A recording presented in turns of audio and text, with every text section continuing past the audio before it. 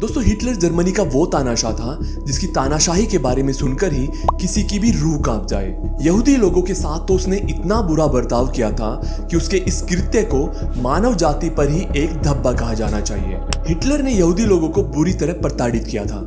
उनसे जबरन काम लिया जाता था।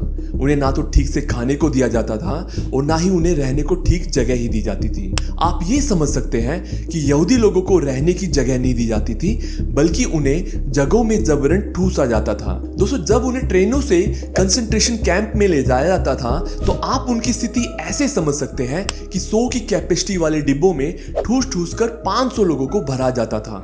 वहां सांस लेने की जगह नहीं होती थी। और दोस्तों ये तो कुछ भी नहीं, इन कंसंट्रेशन कैंप में ले जाकर उनसे इतना काम करवाया जाता था जैसे वो इंसान नहीं बल्कि कोई मशीन हो, या फिर शायद हम और आप मशीनों से भी उतना काम नहीं लेते जितना हिटलर और उनकी जुल्मी आर्मी यहूदी लोगों से लेती थी। मरते दम तक लोगों से काम करवाया जाता था और जब वो काम करने के लायक नहीं रहते थे तो उन्हें गैस चैम्बर में ले जाकर जान से मार दिया जाता था।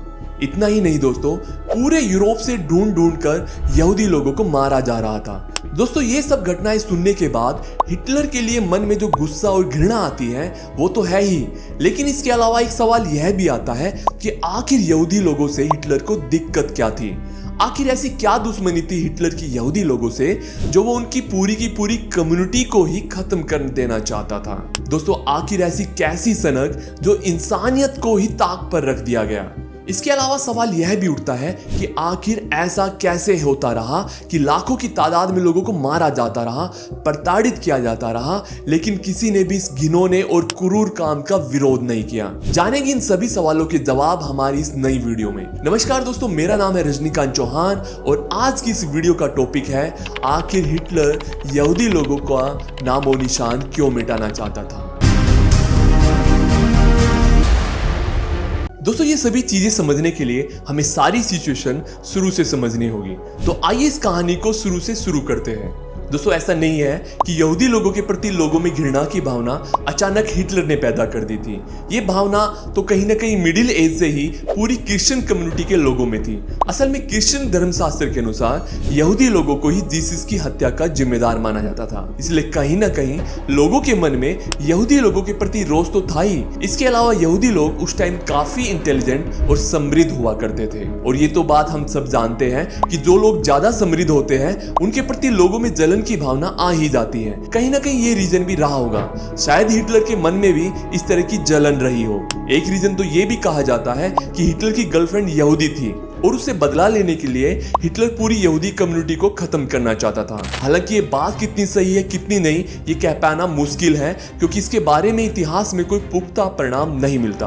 वैसे दोस्तों पहले से यहूदी लोगों से मतभेद की कुछ भी वजह रही हो, लेकिन सिचुएशन खराब होनी शुरू हुई वर्ल्ड वॉर फर्स्ट की हार के बाद बने राजनीतिक हालातों की वजह से।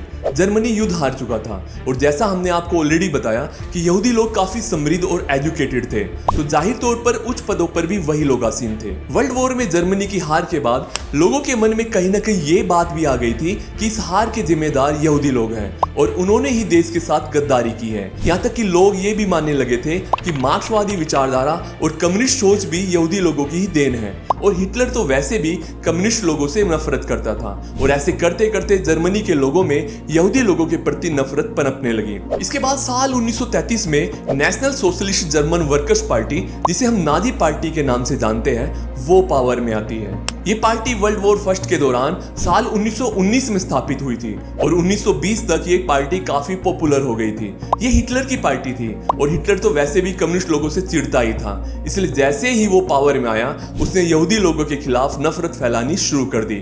और क्योंकि जर्मनी के बाकी लोगों के मन में भी कहीं ना कहीं यहूदियों के प्रति रोष था ही, इसलिए हिटलर की बात पर लोग भरोसा भी करने लगे, और इस सब का फायदा उठाकर हिटलर ने यहूदियों के खिलाफ खुलेआम नीतियां बनाना शुरू कर दिया।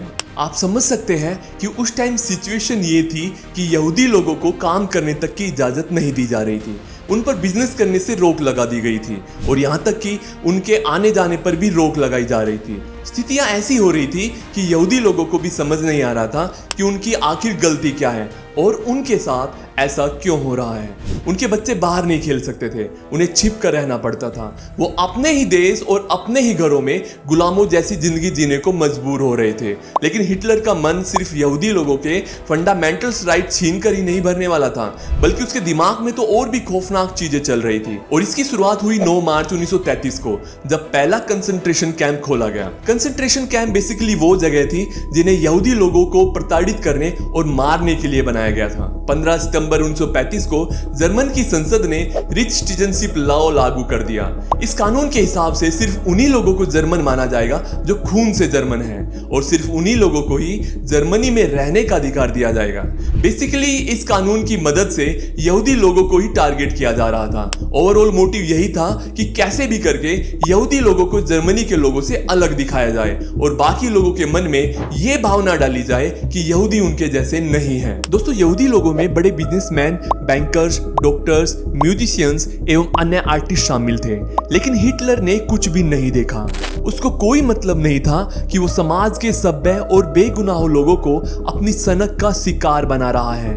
उसने उन सभी सक्षम और काबिल लोगों से उनके अधिकारों को छीनना शुरू कर दिया। उसने लोगों को कंसंट्रेशन कैंप में ले जाकर मारना शुरू कर दिया।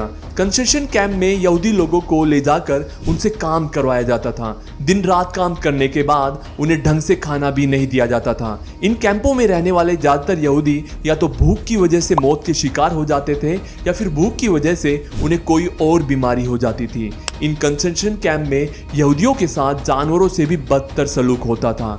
उनसे उनके पुराने और अच्छे कपड़े लेकर उन्हें फटे और पुराने कपड़े पहनने के लिए दे दिए जाते थे। दोस्तों, ये कैंप्स भी 2 तरह के होते थे। एक तो कंसंट्रेशन कैंप, जहां पर लोगों को ले जाकर उनसे जबरन काम करवाया जाता था, और दूसरे डेथ कैंप्स होते थे, जहां ले जाकर लोगों को मार दिया जाता था। बेसिकली उनका उद्देश्य किसी भी तरह यहूदी लोगों को नीचा दिखाना और उनकी कम्युनिटी को खत्म करना था। इन कंसंट्रेशन कैंप में गैस चैम्बर हुआ करते थे, जिसमें लोगों को हानिकारक गैसों का सावर दिया जाता था, जिससे उनकी तुरंत ही मौत हो जाती थी। मारा उन लोगों को जाता था जो कुछ काम नहीं कर सकते थे, जैसे बीमार लोग, 15 साल से कम उम्र वाले बच्चे, 50 साल की उम्र से ज्यादा वाले लोग, अपाहिज लोग और प्रेग्नेंट औरतें, क्योंकि ये लोग फिजिकल लेबर नहीं कर सकते थे।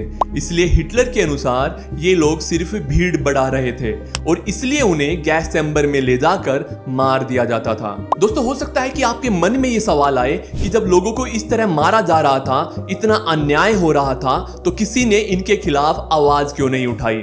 असल में ये सब कुछ खुलेआम नहीं हो रहा था। जब यहूदियों को गैस चैम्बर में भेजा जाता था तो उन्हें यह पता ही नहीं होता था कि उन्हें मार दिया जाएगा। उन्हें कपड़े निकालकर चैम्बर्स में जाने को बोला जाता था और उनसे कहा जाता था कि उन्हें वहां नहाने के लिए भेजा जा रहा है।